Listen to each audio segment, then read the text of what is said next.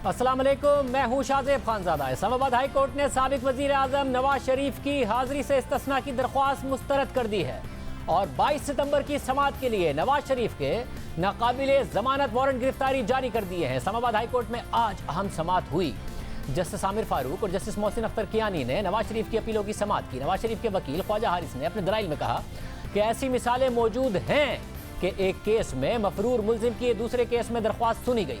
ख्वाजा हारिस ने परवेज मुशर्रफ के केस का हवाला देते हुए कहा कि नामुर रहीम ने परवेज मुशर्रफ के असासों की छानबीन की दरख्वास्त दी तो अदालत ने परवेज मुशर्रफ के वकील को पेश होने की इजाज़त दे दी।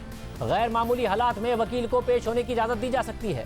अदालत ने सवाल किया, क्या आपके दिए गए हवाले यहाँ काबिल कबूल हैं?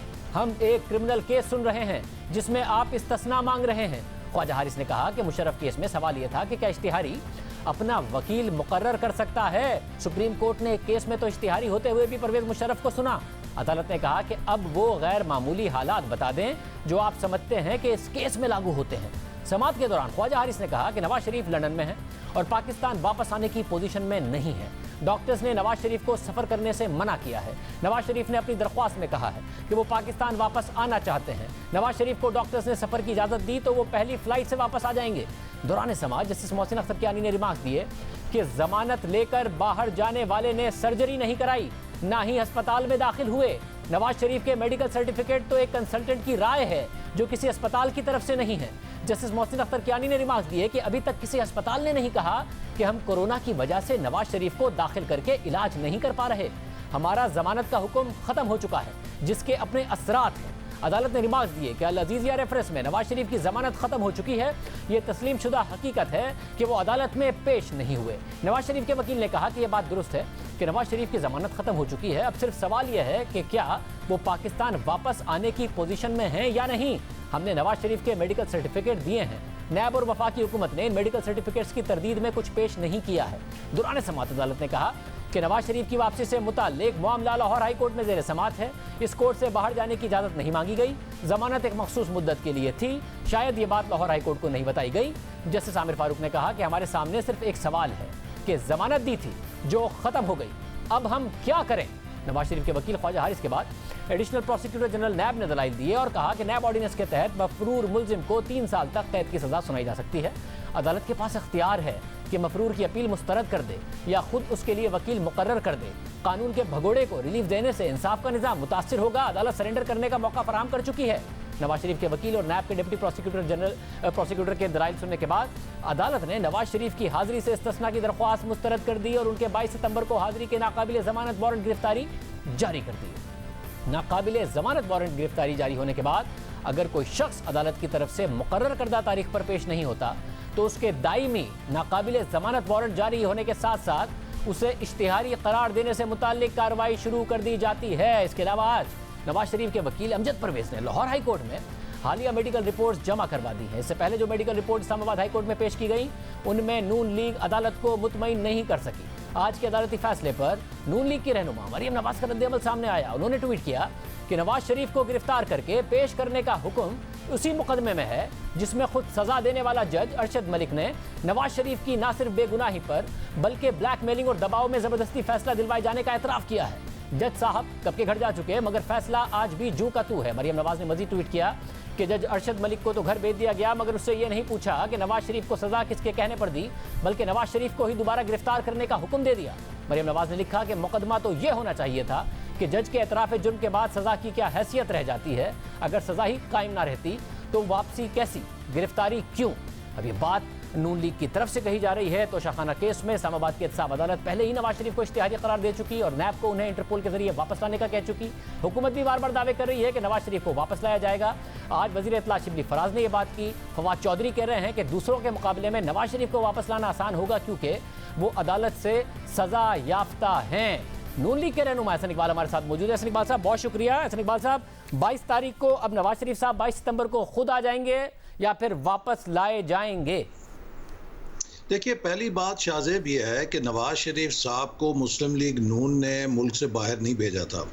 हुकूमत ने जिसमें वज़ीर आज़म से लेके उनके जो मौजूदा मुशीर वफाकी सेहत हैं फैसल सुल्तान जो शौकत खानम के इंचार्ज थे, फिर पंजाब की उनकी हुकूमत, उनकी सूबाई वज़ीर सेहत यास्मीन राशिद साहिबा, और हुकूमत के तमाम ज़राए जिनको बरूए कार ला के हुकूमत ने ये फ़ैसला किया और ये समझा कि उन्हें लाइफ थ्रेटनिंग कंडीशन का सामना है और उन्हें इलाज के लिए बैरून मुल्क जाना नागुज़ीर है।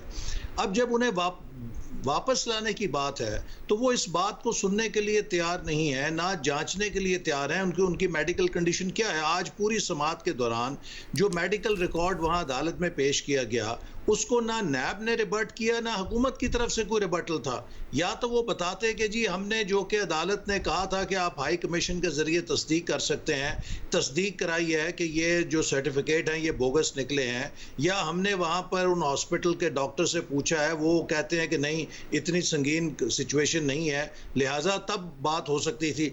ना उन मेडिकल रिपोर्ट्स को किसी ने चैलेंज किया, ना पंजाब हुकूमत ने उनकी जो मुद्दत थी उसके बाद किसी किस्म का अदालती इख्तियार रास्ता इख्तियार किया, ना उसको चैलेंज किया।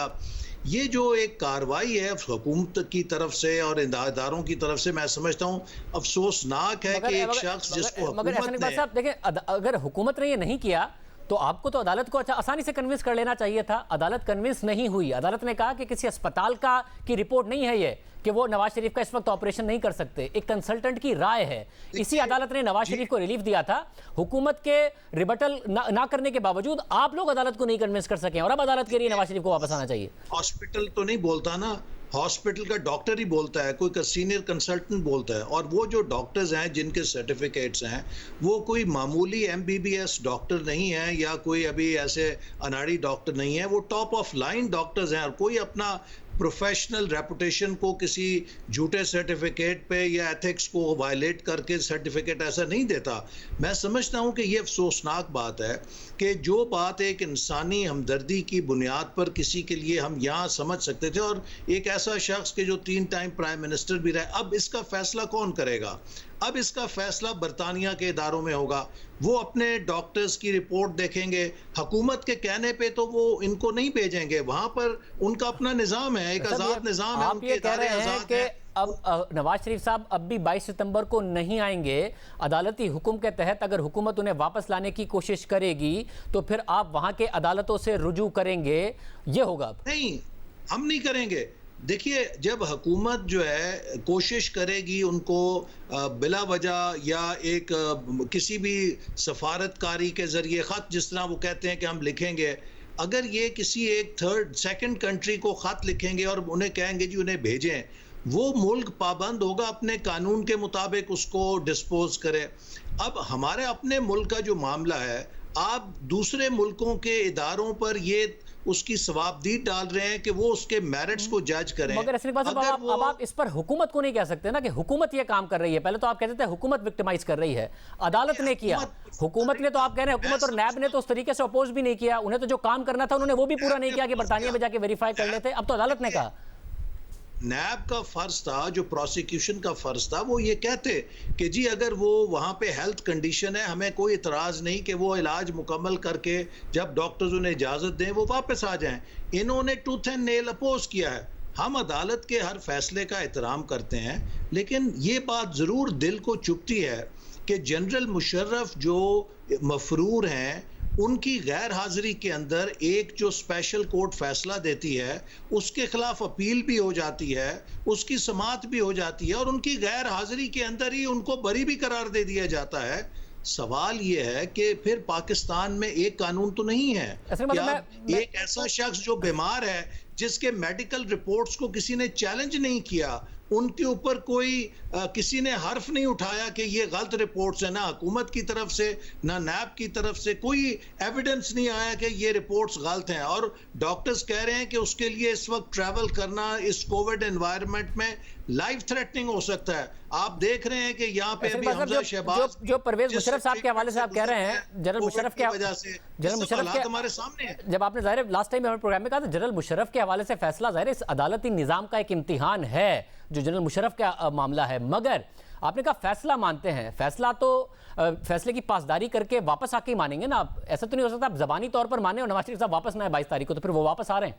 देखिए, नवाज शरीफ साहब ने अदालत को स्टेटमेंट जमा कराई है कि वो बिल्कुल पाकिस्तान वापस आएंगे और जो ही उनका इलाज मुकम्मल होगा वो अदालत के फैसले पे अमल दरामद करेंगे। और आपको मैं पहले भी कह चुका हूं कि वो शख्स को हम कंट्रोवर्शियल कर रहे हैं जो इतनी बड़ी मिसाल कायम कर चुका है कि अपनी बीवी को डेथ बेड पे छोड़ के पाकिस्तान आ गया था आइन और कानून और अदालत की अमलदारी के लिए। उससे ये तवक्को रखना कि वो किसी वजह से एस्केप करेगा कानून को, ये उसकी भी तौहीन है और उस कुर्बानी की भी तौहीन है। मगर फिर आप क्या अपोजिशन कर पाएंगे? 20 तारीख को एपीसी कर लें, कुछ भी कर लें, जब 22 अगर ये मफरूर मुकम्मल तौर पर करार दे दिए जाएंगे अदालती फैसले को, क्या फिर आप मान रहे हैं नवाज शरीफ साहब बतौर लीडर कैसे नजर आएंगे अगर इस फैसले की पासदारी नहीं करेंगे? आप मान भी रहे हैं वो आएंगे भी नहीं।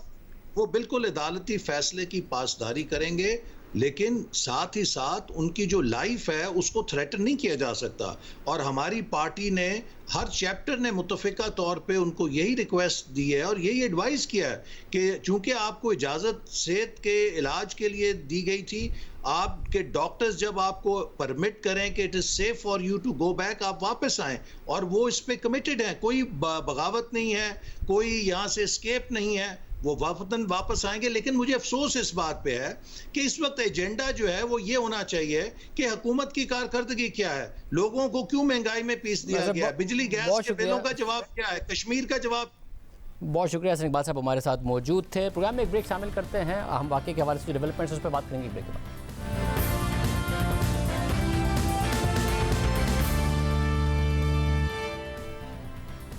मोटरवे रेप केस का मरकजी मुल्जिम आबिद अली अब तक गिरफ्तार नहीं हो सका है। दूसरे मुल्जिम शफकत को आज लाहौर की इंसदादी दहशतगर्दी की अदालत में पेश किया गया। अदालत ने मुल्जिम को 14 रोज़ा जुडिशल रिमांड पर जेल भेज दिया। साथ ही तफ्तीशी अफसर को हिदायत की कि मुल्जिम की शनाख्त परेड मुकम्मल करके 29 सितंबर को दोबारा पेश किया जाए, जबकि इसी मुकदमे में पुलिस की जानिब से दहशतगर्दी की दफात भी शामिल की गई हैं। दूसरी जानिब एक और पेशरफ सामने आई है। पुलिस ने बाला मिस्त्री नामी तीसरे मुल्जिम को गिरफ्तार कर लिया है। गुज़िश्ता रोज़ मुल्जिम शफकत ने अपने बयान में बताया था कि बाला मिस्त्री इस वाक़े में मुलविस नहीं है, मगर डकैती की मनसूबाबंदी में वो शामिल था।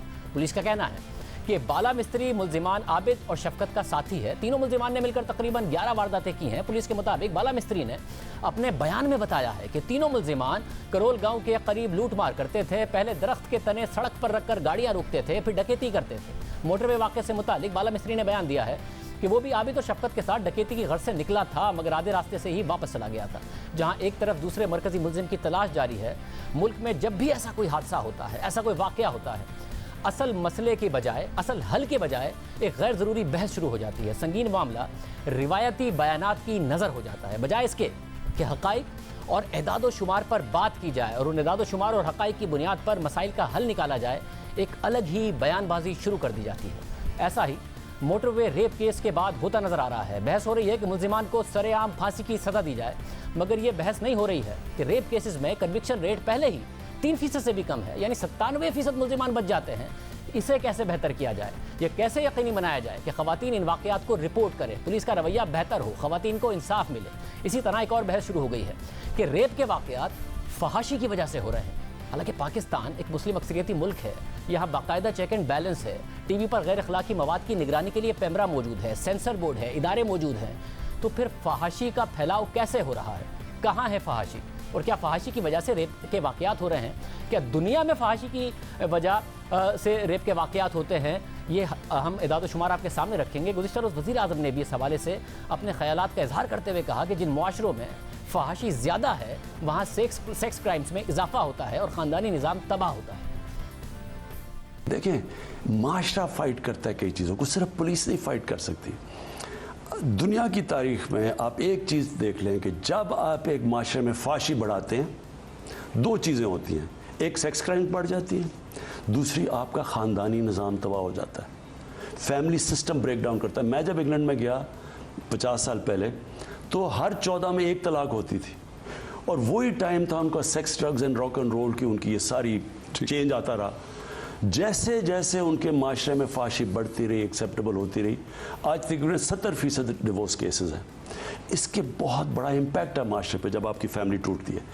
हमारे मुल्क की जो एडवांटेज है दुनिया से, हमारे मुल्क की ये एडवांटेज है कि हमारे पास फैमिली सिस्टम है। मगरब हर तरह हमारे से आगे, तालीम में आगे, इदारे उनके बेहतर हैं, रिसर्च में वो आगे हैं, इंसाफ का निज़ाम बेहतर है, लेकिन उनका फैमिली सिस्टम टूटता जा रहा है। हमारा फैमिली सिस्टम इंटैक्ट है, हम अपने इंसाफ का निज़ाम भी ठीक कर सकते हैं, इदारे भी ठीक कर सकते हैं, लेकिन अगर हमारा फैमिली सिस्टम टूट गया, उसको इकट्ठा नहीं कर सकते। इसलिए ये माशरे को, ये जो हम फाशी को, जो हिंदुस्तान बॉलीवुड से, अब हमने हिंदुस्तान में तबाही देखी, हिंदुस्तान की 40 साल पहले की फिल्में देखें, आज उनकी फिल्में देखें, उसका इम्पैक्ट देखें। दिल्ली के अंदर जो रेप है वो दुनिया में रेप का कैपिटल बन चुका है। सो देयरफॉर सो मेरी कंक्लूजन ये है कि माशरे के अंदर हमें, मैंने जो प्रेसिडेंट अर्दोगान से ये जो तुर्की का ड्रामा अर्तुगरुल, ये जो मैं लेके आया, उससे क्या कि क्यों मैं लेके आया था, मैंने शुरू में लोगों से बातें की, उन्होंने कहा जी अगर हम बॉलीवुड को कॉपी नहीं, लोग ही नहीं देखते, हमारे ड्रामे नहीं देखते। ये मैंने साबित करना था कि एक सारे इस्लामी वैल्यूज़ भी हो, तारीख़ भी हो, फैमिली इकट्ठे बैठ के दे सकती है ड्रामा, और पॉपुलर भी है, बहुत है। मैं बेसिकली अपने लोगों को कहना चाहता हूँ, हमारे में बड़ा टैलेंट है, हम अपनी कल्चर की अपनी याद रखें कि जब आप ये फाशी लेके आते हैं माशरे में, इसका डायरेक्ट इम्पैक्ट सेक्स क्राइम पे पड़ता है और आपका फैमिली सिस्टम पे पड़ता है। वज़ीर आज़म ने अपने तजर्बे से बताया कि इंग्लैंड में 1970 में हर 14 लोगों में एक तलाक होती थी और अब जाकर वहाँ तलाक की शरह 70% तक पहुँच चुकी है। मगर ख़ानदानी मामलात को देखने वाली खुद बरतानवी लॉ फर्म के मुताबिक इस वक्त बरतानिया में तलाक की शरह 42% है। सिर्फ यही नहीं, बरतानवी अखबार डेली मेल की रवा साल की खबर के मुताबिक बरतानिया में तलाक की शरह तेज़ी से नीचे आ रही है, जबकि माहिरीन का ख्याल है इसकी सबसे बड़ी वजह शादी के लिए समाजी दबाव में कमी आना है। खबर में कुछ इदाद-ओ-शुमार भी बताए गए हैं। इदाद-ओ-शुमार के मुताबिक बरतानिया में वो जोड़े जिन्होंने 1992 में शादी की थी, उनकी 15 साल के अंदर तलाक की शरह 30% थी, जबकि वो जोड़े जिन्होंने 2002 में शादी की थी, उनमें 15 सालों के अंदर तलाक की शरह 28% थी, जबकि वो जोड़े जिन्होंने 2017 में शादी की थी, उनकी 15 साल में तलाक की शरह की प्रोजेक्शन 23% तक हो सकती है। जबकि सरकारी इदाद-ओ-शुमार के मुताबिक 2018 में इंग्लैंड एंड वेल्स में तलाकों में एक साल के दौरान 1 लाख तक कमी देखी गई, जो गुज़िश्ता 50 सालों में सबसे कम शरह है। यानी शादी के बाद तलाक होने के इम्कानात की शरह 1971 के बाद सबसे कम रिकॉर्ड की गई। जबकि बरतानिया में तलाकों में तेज़ी 1970 के बाद देखी गई, जब तलाक के कवानीन को आसान बनाया गया था। बरतानवी मैरिज फाउंडेशन के मुताबिक इस वक्त बरतानिया में शादियाँ इसलिए ज़्यादा स्टेबल हैं क्योंकि वो जो जोड़े शादी करते हैं वो ज़्यादा कमिटेड हैं। दूसरी तरफ भारत में तलाक की शरह सबसे कम 1% है, मगर इसका मतलब ये नहीं है कि भारत में ख़वातीन हंसी खुशी शादीशुदा ज़िंदगी गुजारती हैं। भारत में तलाक को एक टैबू समझा जाता है, गलत बात समझा जाता है। मजहबी हवाले से भी, मुआशरती हवाले से भी ज़्यादातर शादियाँ अरेंज्ड होती हैं। शादी फ़र्द की नहीं बल्कि ख़ानदान की तसव्वुर की जाती है, और तलाक से मुताल्लिक़ ख़ानदानी दबाव भी मौजूद होता है। कोई खातून तलाक मांगती भी है तो अक्सर उसे ख़ानदान की तरफ से मुखालफत का सामना होता है। ख़ानदानी इज़्ज़त की बात की जाती है, उसूलों और रिवायात की बात की जाती है। सिर्फ यही नहीं, बाज़ ख़वातीन माली मामलात में शोहर पर इन्हिसार की वजह से तलाक नहीं ले पाती। उन्हें तलाक के बाद जायदाद में उस तरीके से हिस्सा नहीं मिलता जैसे कि मगरबी ममालिक में होता है, जबकि तलाक के बाद ख़वातीन की दोबारा शादी के लिए भी मसाइल पैदा किए जाते हैं। BBC के मुताबिक भारत में तलाक के बाद मर्द के लिए दोबारा शादी करना आसान है, और नंबर्स भी यही बताते हैं कि मर्दों ने तलाक के बाद ज़्यादा शादियाँ की बनिस्बत ख़वातीन के, क्योंकि एक तलाक याफ्ता खातून से शादी को भी एक टैबू के तौर पर लिया जाता है। इसलिए ज़्यादातर ख़वातीन तलाक के बजाय एक ऐसी शादी में रहने पर मजबूर होती हैं जहां तशद्दुद भी होता है, उन पर ज़्यादती भी होती है, उनके हुकूक भी सलब किए जाते हैं। दूसरी तरफ फहाशी को ख़ानदानी निज़ाम से भी जोड़ा जा रहा है, मगर कई मुस्लिम ममालिक हैं जहां तलाक की शरह बहुत ज़्यादा है, जैसे कि तुर्की में तलाक की शरह में गुज़िश्ता 15 सालों में 10% इजाफा सामने आया और तकरीबन 25% पर तलाक की शरह पहुँच चुकी है। अब तुर्की एक सेकुलर मुल्क समझा जाता है, मगर तैयब एर्दोगान के दौर में उसकी पॉलिसीज़ बदली और तुर्की इस्लामाइजेशन की तरफ बढ़ा, मगर वहाँ तलाक की शरह बढ़ती गई है। सिर्फ यही नहीं, ईरान जो मजबूत इस्लामिक दार का दावा करता है, वो भी तलाक की शरह वहाँ भी 21% है। दूसरी तरफ ये बहस है कि जिन मुआशरों में फहाशी ज़्यादा है वहाँ सेक्स क्राइम्स ज़्यादा होते हैं और ख़वातीन से ज़्यादती ज़्यादा होती है। क्यों, क्या वाकई ऐसा है, इसका भी जायज़ा लेते हैं। 2019 में women peace and security index की रैंकिंग शाया हुई, उसमें 167 ममालिक में ख़वातीन से मुताल्लिक 3 चीज़ों का जायज़ा लिया गया, जिसमें इंक्लूजन, सिक्योरिटी और जस्टिस शामिल है, इंसाफ शामिल है। इंक्लूजन में ख़वातीन की हुकूमत में नुमाइंदगी, मोबाइल फ़ोन का इस्तेमाल, रोज़गार, माली रसाई और तालीम से मुताल्लिक डेटा लिया गया। सिक्योरिटी में ख़वातीन से मुताल्लिक उनके पार्टनर की तरफ से तशद्दुद, कम्युनिटी सेफ्टी और ऑर्गेनाइज्ड तशद्दुद का डेटा लिया गया। और जस्टिस में ख़वातीन से मुताल्लिक गैर इम्तियाजी इक़्तिदार, बेटों पर फ़ौक़ियत और कानूनी इम्तियाज़ का डेटा लिया गया। और तीनों पैरामीटर्स में 167 ममालिक की कारकर्दगी देखी गई।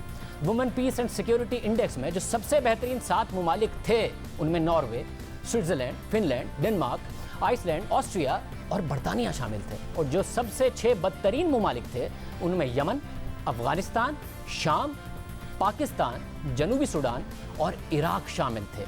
सिर्फ यही नहीं, तुर्की जिसे एक रोल मॉडल के तौर पर पेश किया जा रहा है, 167 में से वो 114वें नंबर पर था।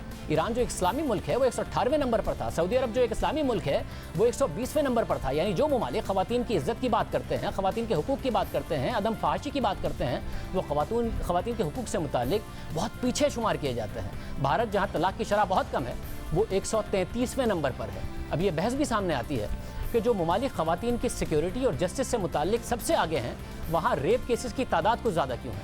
इसमें सबसे अहम बात यह है कि जिन रवैयों को हमारा मुआशरा रेप नहीं समझता, जिस पर हमारा मुआशरे में बात करने की इजाज़त नहीं है, इन रवैयों को मगरिब के कुछ ममालिक रेप के दायरे कार में लाते हैं। जैसे कि शादीशुदा ज़िंदगी में ख़वातीन जिनसी ताल्लुक़ के लिए अपने शौहर को मना करें और इसके बावजूद ज़बरदस्ती अगर उससे जिनसी ताल्लुक़ रखने की कोशिश की जाए तो उसे वहाँ पर उन ममालिक में रेप तस्वुर किया जाता है। मगर हमारे यहाँ वायलेंट रेप को ही रेप तस्वुर किया जाता है, उसमें भी ख़वातीन को इंसाफ नहीं मिलता। सिर्फ यही नहीं, बहुत सारे रवैये हमारे यहाँ नॉर्मल समझे जाते हैं या मजबूरी में उन्हें दबा दिया जाता है, उन पर बात करने की इजाज़त नहीं है, जिसकी तफसीलात खुद तहरीक इंसाफ की खातून MNA शानदाना गुलजार ने बताई।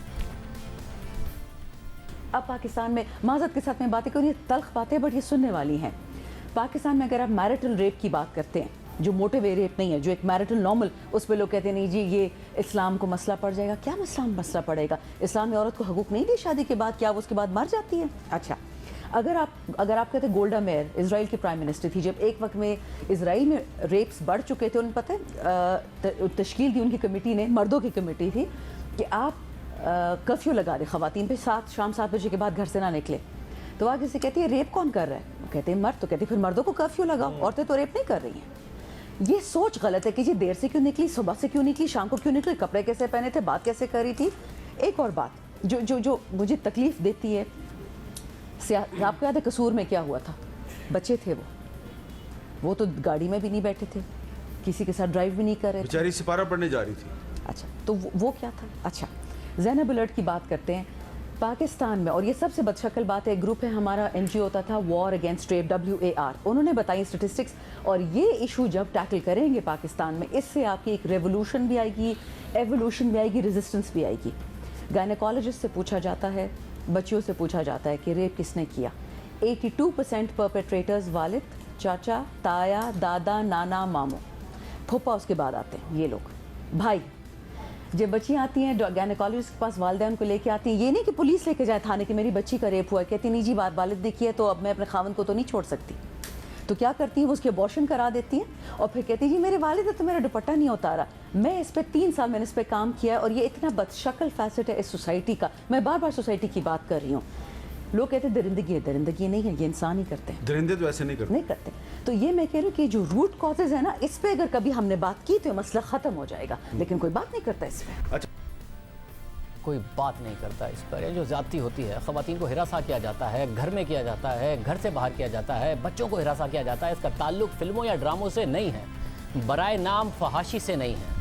बच्चों के तहफ़्फ़ुज़ के हवाले से काम करने वाली फलाही इदारे साहिल की समाई रिपोर्ट के मुताबिक पाकिस्तान में इस साल के इब्तिदाई 6 माह में बच्चों के साथ ज़्यादती के 1400 से ज़ायद केसेस रिपोर्ट हुए, और ज़्यादती करने वालों में दादा, भाई, ड्राइवर, वालिद, उस्ताद, मौलवी और रिश्तेदार शामिल थे। अब ऐसे लोगों को फहाशी कौन सिखाता है? अपने बच्चों से, करीबी रिश्तेदारों से, अपने तलबा से जिनसी ज़्यादती कौन सिखाता है? ये एक सवाल है, और अगर हम सवाल का जवाब नहीं ढूंढेंगे तो हम उसका इलाज कैसे करेंगे? अगर हम खुद ख़वातीन पर सवाल उठा देंगे, उनके कपड़ों पर सवाल उठा देंगे, उनके बाहर निकलने पर सवाल उठा देंगे, या फिर ऐसी एक बहस शुरू हो जाएगी, तो हल कैसे निकलेगा? कल डॉक्टर शीरी मज़ारी साहिबा ने अहम सवालात उठाए। मैं समझती हूँ ये कहना कि किसी की माँ है, किसी की बेटी है, किसी की बच्ची है, इस तरह ना कहें। एक औरत को औरत की हैसियत से इज्जत दें और उसको सारे हुकूक वही दें जो मर्दों को मिलते हैं। मेरी इज्जत इस वास्ते नहीं होनी चाहिए कि मैं किसी की बेटी हूँ या किसी की बीवी हूँ या किसी के बहन हूँ। मेरी इज्जत व हैसियत एक औरत होनी चाहिए। किसी का हक नहीं बनता कहने का कि आप इस तरह का लिबास पहने, आप इस तरह सफर करें, आप किसी महरम को लेके जाएं, आप अकेली क्यों सड़क पे फिर रही हैं, ये किसी का हक नहीं बनता। अगर एक मर्द अपनी नजर नीचे नहीं रख सकता, अगर एक मर्द इज्जत से नहीं औरत को देख सकता तो उसको बंद करें उसके घर में, उसको कहें सड़कों से बाहर ना निकले। आप हंस रहे, मैं आपको कह रही हूं जितना गुस्सा इस वक्त मेरे पे है एक औरत की हैसियत से, आप अंदाजा नहीं लगा सकते औरतें कितनी नाराज हैं, कितना गुस्सा है। आप अपनी पुलिस को दुरुस्त करें, औरतें ज्यादा लाएं अपनी पुलिस में, आप वेलफेयर ऑफिसर्स पुलिस में लाएं, और दूसरा कौम की ज़हनियत बदलें, मर्दों की ज़हनियत बदलें। सब अहम बातें हैं, कौम की ज़हनियत बदलें, मर्दों की ज़हनियत बदलें, ये सारी बातें अहम हैं। साथ ही बहुत बड़ी जिम्मेदारी है जब एक रेप विक्टिम हो कि उसके साथ सलूक कैसा किया जाए, घर वालों की बहुत बुनियादी जिम्मेदारी है। मुख्तारा बीबी हमारे साथ मौजूद हैं, आप सामाजिक कारकुन हैं, उनसे बात करेंगे। डॉक्टर नरगिस असद साहिबा मौजूद हैं, माहिर नफ्सियात हैं। डॉक्टर साहिबा बहुत शुक्रिया। डॉक्टर साहिबा, ज़ाहिर मुआशरे की जिम्मेदारी है, सबकी जिम्मेदारी है, पुलिस सही तरीके से बिहेव करे। सबसे पहले जो ख़ानदान है रेप विक्टिम का, उसकी बहुत ज़्यादा जिम्मेदारी है। आप किस तरह साइकोलॉजिकली समझती हैं, नफ्सियाती तौर पर किस तरह बिहेव किया जाना चाहिए, किस तरीके से ट्रीट करना चाहिए ख़ानदान को भी एक रेप विक्टिम को?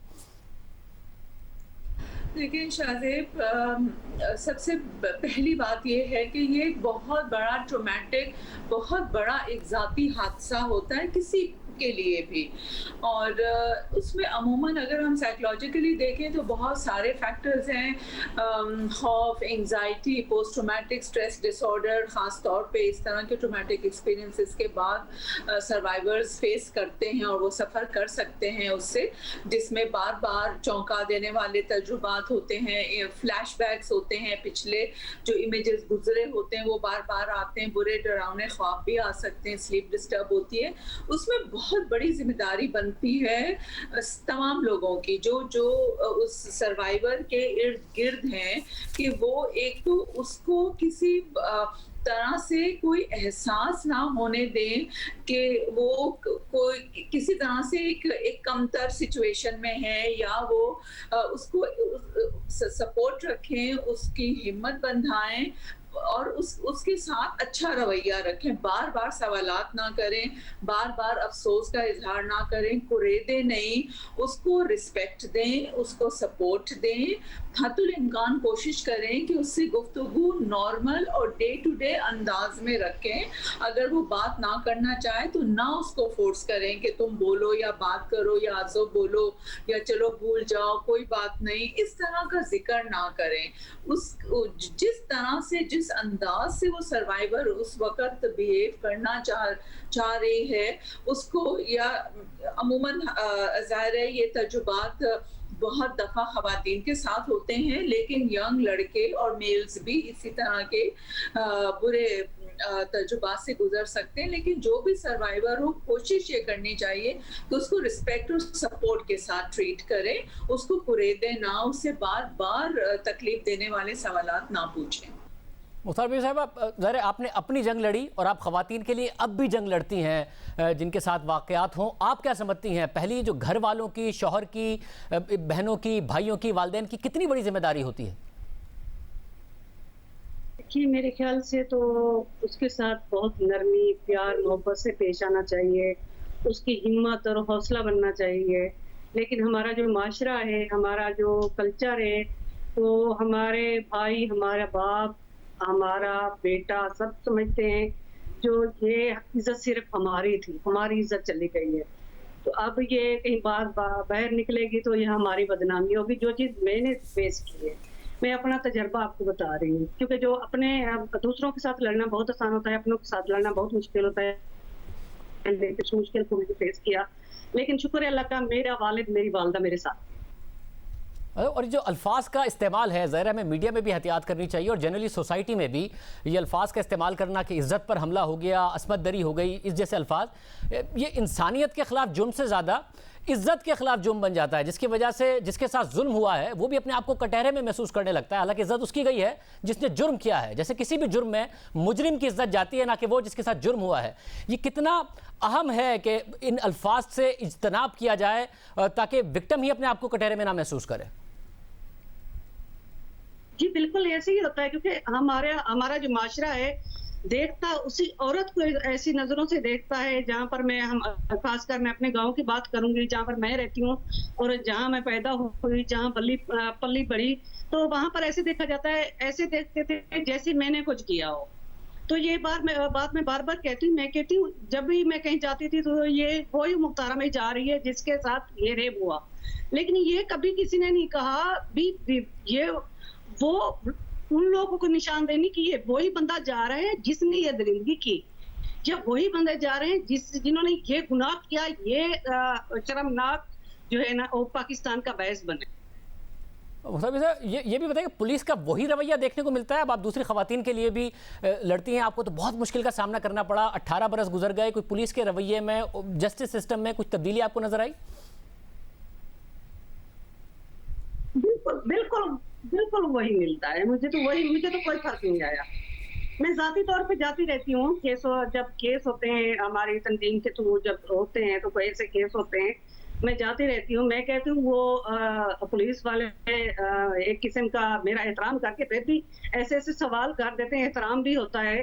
तो मैं कहती हूँ जब अकेली औरत जाती है तो मैं कहती हूँ उस औरत को सलूट पेश करती हूँ, लेकिन मेरे साथ पूरी दुनिया थी, लेकिन जो मैंने सवाल जवाब और पुलिस का वो होता है वो मैं ही जानती हूँ। देखिए हमारी 1.5 साल की बच्ची महफूज नहीं है, हमारी 2 साल की बच्ची महफूज नहीं है, हमारी 5 साल की बच्ची महफूज नहीं है, हमारे बच्चे महफूज नहीं है, हमारे घरों में बच्चे महफूज नहीं है। हमारे अब गाड़ी का वाकया देख लें, ये जो वाकया है देखिए, गाड़ी है चलता फिरता घर है, अब वो भी एक घर है, ये समझिए ये वो वहां पर मोटरवे पे औरत महफूज नहीं है, तो कहाँ मुझे बताएं कहाँ हम लोग महफूज है? कब्रों में हम लोग महफूज नहीं है। और हमारे जब भी वाकया होता है एक पॉइंट स्कोरिंग शुरू हो जाती है, असल डिबेट से हटकर। आप समझते हैं ये कॉन्फिडेंस देना खातून को कि वो जाएंगी तो पुलिस का रवैया कैसा होगा और उनको इंसाफ मिलेगा, जिनके ने ये किया उन्हें सजा मिलेगी, कन्विक्शन रेट बड़ा कम है, ये बहुत ज्यादा अहम है? बिल्कुल बिल्कुल, एक तो सवाल जवाब में, दूसरा जो है ना सबसे ज्यादा जो सवाल जवाब करने वाली सुनने वाली औरत होनी चाहिए, और तीसरा मैं कहूंगी इस को जो है ना लंबा न लटकाया जाए। 17 साल के बाद रिजल्ट वही निकलना है, तो मेरे ख्याल में ये हमारे मुल्क के लिए ना तो ये बदलाव पैदा कर सकती है, ना ही इसमें कोई ये चीजें बदलेगी। ये रेप वैसे करते रहेंगे, वैसे बरी हो जाया करेंगे, तो इस तरह से होता रहेगा, ये चलता रहेगा। और आप समझती हैं मुख्तलिफ वाक़यात को देखने के बाद कि इन सबका ताल्लुक फहाशी से है, या मर्द को अपने आप को ताकतवर समझने से है, औरत को कमज़ोर समझने से है कि मैं कर भी लूँगा और बच के निकल जाऊँगा, मुझे कौन पकड़ लेगा या ये बोलेगी नहीं, इस बात से है? ये हमारा माशरा भी है, हमारे मर्द की सोच भी होती है, क्योंकि मैं ताकतवर हूँ, क्योंकि मुझे कुछ होना नहीं है, तो मैंने बरी हो जाने पहले तो मुझे किसी ने पकड़ना नहीं है, मैं पकड़ा भी जाऊंगा तो मैंने वापस आ जाना है, मुझे क्या होना है, 1 साल 2 साल 3 साल के बाद मैंने वापस आ जाना है। तो ये खौफ नहीं है, ये डर नहीं है। बहुत शुक्रिया, आपने राय सुनी। डॉक्टर नरगिस असद की मुख्तार बीबी की प्रोग्राम में एक ब्रेक शामिल करते हैं।